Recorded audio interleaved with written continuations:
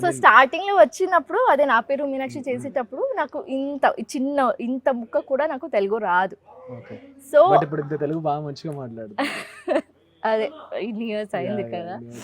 So పేపర్లో రాసుకొని practice చేసుకొని, అంటే మాకు లైవ్లో డైలాగ్ చెప్పి అలవాటు కదా, ప్రాంప్టింగ్ తీసుకొని అలవాట్లేదు.